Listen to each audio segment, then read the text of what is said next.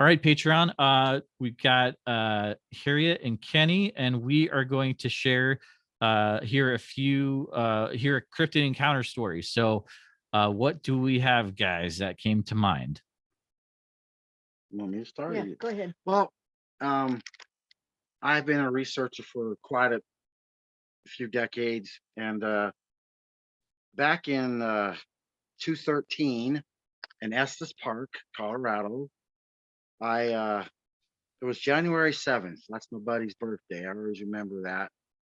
And it's about 9:30 in the morning, and I go down to my site area that I have been habituating. The reason I got that site area was because in the gas station I worked, I had a big Bigfoot wall, and a lot of Mm, people would come in from around Estes, tell me stories, and I would get encounters that way. Go investigate. Well, this particular guy was a fly fisherman. He had his camping, and a Bigfoot came through that area and went through his camp, and the wife saw it and the kids. And so I went ahead after they left the area. I went ahead and just stayed there, and I stayed there for 3 months. And I was trying to get wow. them, and I was getting tracks. I was getting the cadaver dogs from search and rescue wouldn't go on the Mm, track sense. And so I knew that they were there. I just had to get that class A that we all want. Well, yeah. by persistence at 9:30 in the morning, one day I'm in the area. I'm walking through a cut trail, and it had snowed the night before a little bit. And to my peripheral vision, you don't know how strong your peripheral vision are, guys, when you're out there, how it can catch things. And I caught this black mass about 80 yards off looking through me through these rocks. Mm. Oh, I think. Hold on. Yep. We got muted for a second. I'm gonna ask you to let's see if we can there we go. Okay, So perfect. the the so the sighting at I looked over and it's looking at me, and it's a small one, and Mm, he's got his head in between these rocks, he's got his nose down in there, and he's staring at me. And I'm looking at this, and this is when all the years of the Bigfoot came in. It came in like a tornado. It came in like it just like, oh my God, they're real. There he is. He's right wow. there. What is wrong with me? And all of a sudden I went into this breakdown. I went into something I'll Really? never know. I never know what happened to me because I'm in my truck now and I'm starting it. And my truck's about 3/4 of a mile from the sighting. I'm like, how did I get here? And how did I get here? I don't know. Why am I not back there trying to get this um more picture, more why am I not back there running at this? What's wrong with me? I drove off. But I was Mm, so mad. I was so mad about that. It kept me wanting to go back for more. I thought, well, you blew this, you chickened out, you're this Bigfoot guy, and you saw the thing and you ran. But I didn't know what was wrong with me. It had done something to me. It had I never believe in the sizzling or the mind zapping and stuff like that.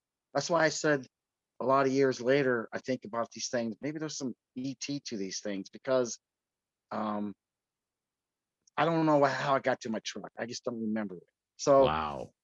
and this is 213. So then in 221, we're in an expedition. Oh, it was last year, I should say, 2020. And uh, I'm out in Bailey, and I see this blue orb, and Okay. out of the blue orb, there was a bigger one there, and it was drawing in a smaller one. And I thought to myself, all these years you've seen these things. This is the first I've seen UFOs, I've seen stuff out there you can't explain, but this was the orb, and it was projecting, and it was taking in these two Bigfoots. And I thought, is this the alien side of what we talk about?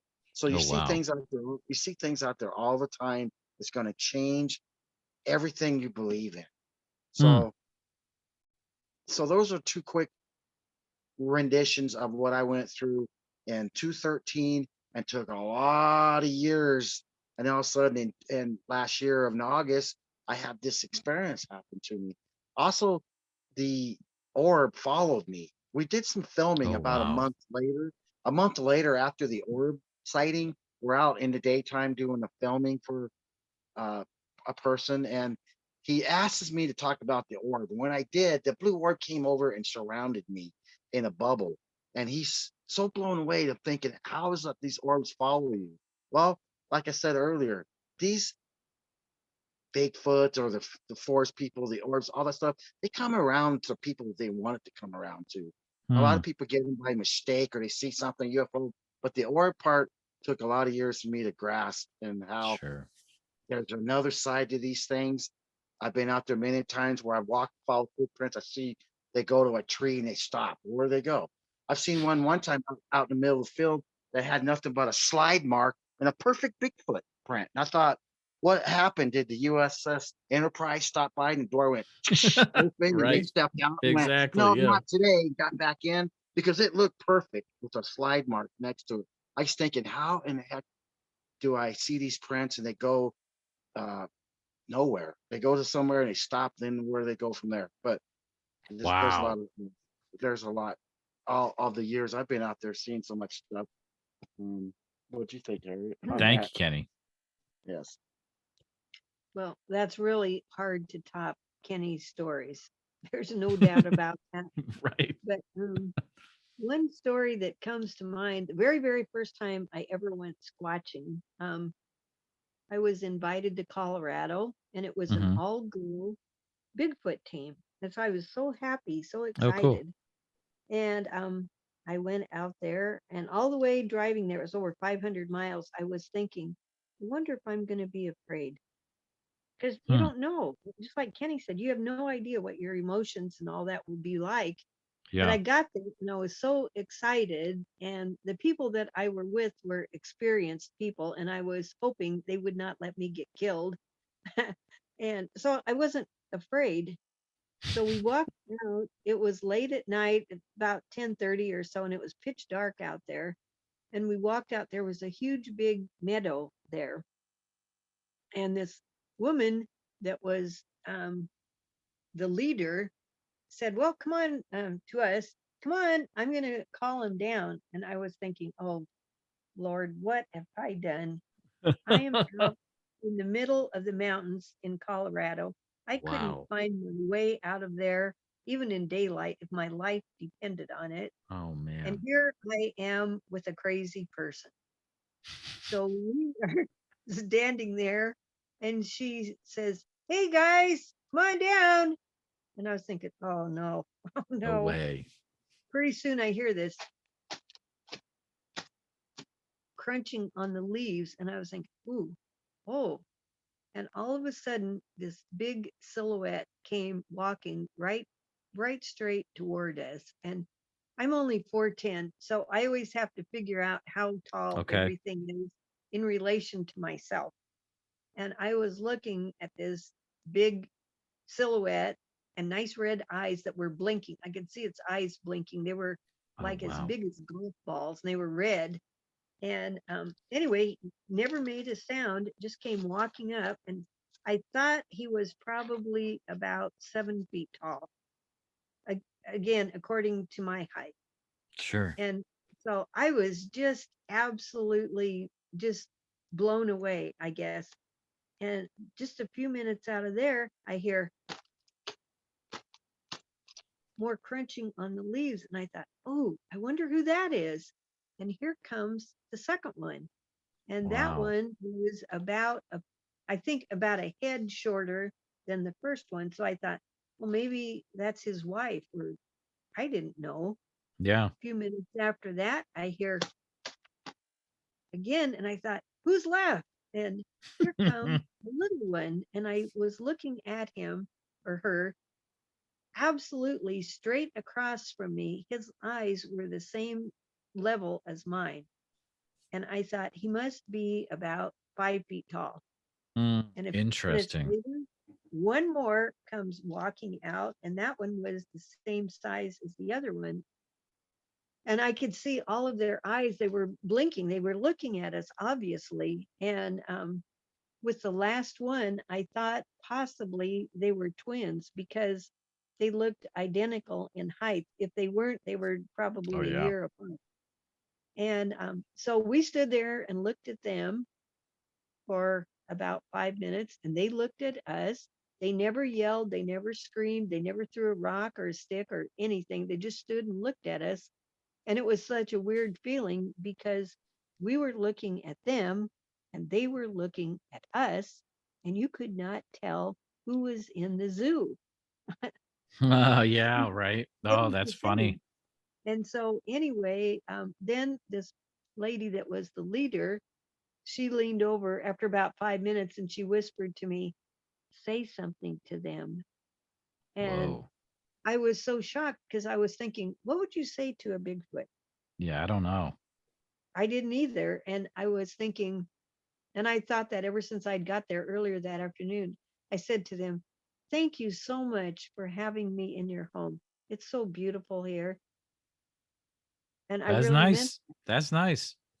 And so then there was three other women. They were all standing next to me. And so each one of them said whatever they wanted to say to them. And that was Mm-hmm. nice.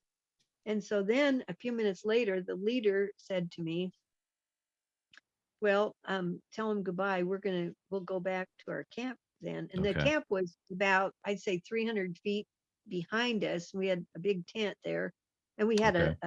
a fire there, so you could see the orange fire. So I knew where we were going. And so we just said, "Well, bye, thanks for tonight. And we'll see you tomorrow."